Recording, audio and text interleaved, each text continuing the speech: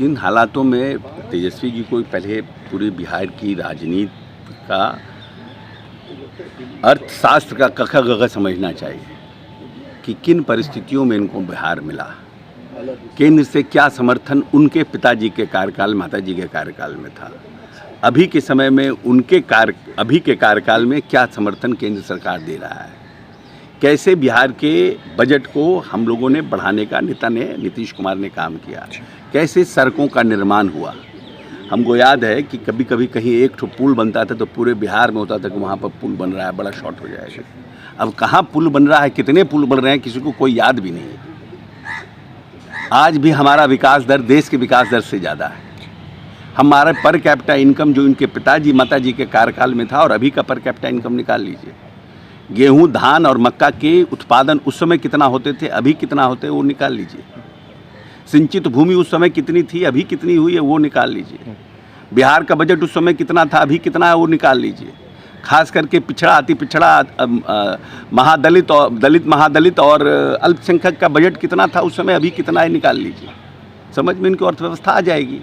तो पढ़ भी लें, दिक्कत तो है पढ़ने में, लेकिन पढ़ना चाहिए, कम से कम किसी से पढ़वा के ही समझना चाहिए।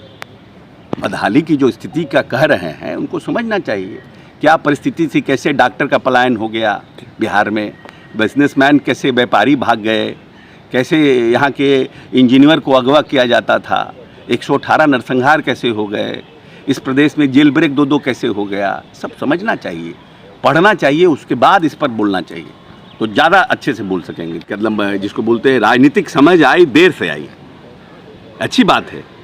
हम तो कांग्रेस के अध्यक्ष रहे हैं 4.5 साल, अति पिछड़ों का कोई यहाँ पर प्रकोष्ठ भी नहीं था बिहार में। पहली बार अति पिछड़ों की बैठक हमने किया। पाल थे एक MP ऑल इंडिया के अध्यक्ष, उनको बुला करके हमने बैठक किया और प्रकोष्ठ का गठन किया। अब कम से कम जातीय गणना की बात कर रहे हैं, समझ रहे हैं कि जो बड़ी आबादी है वो उनको भी रिप्रेजेंटेशन मिलना चाहिए। लेकिन कांग्रेस शासित राज्यों के लिए आप देश में करना चाहते हैं, कांग्रेस शासित राज्यों में क्यों नहीं कर रहे हैं?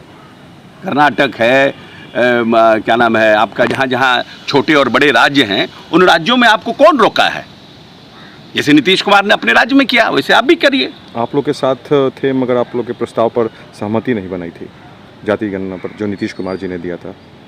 किसने नहीं बनाई थी जी? वो तो जब इंडिया गठबंधन बना और जातीय गणना पर कंसेंसस नहीं हुआ इंडिया गठबंधन में, नीतीश जी को इंडिया गठबंधन छोड़ने का एक बड़ा मुद्दा ये भी था कि जब बॉम्बे में जब बैठक हो रही थी इंडिया गठबंधन के, इन्होंने प्रस्ताव दिया कि ये एजेंडा में शामिल करिए, सरकार बनेगी हम जातीय गणना कराएंगे, लेकिन लोग कंसिस्टेंस नहीं बना पाए। ममता बनर्जी जी विरोध कर दी उसमें, जिसके कारण नीतीश जी को लगा कि जिस पॉलिटिकल कास्ट के लिए हम आए हैं, जिस बड़े तबके के लिए हम आए हैं, उस तबके का हम हित ही नहीं कर पाएंगे यहाँ। उन्होंने इंडिया गठबंधन छोड़ा, ये बड़ा मुद्दा था। अब आज राहुल गांधी जी जातीय गणना पर बोल रहे हैं, तो हमको लगता है कि बोलने से बेटर है कथनी और करनी में एक रूपता होनी चाहिए। बोलने से ज़्यादा ज़रूरी है कि इसको अपने राज्यों में इम्प्लीमेंट करके दिखाएं।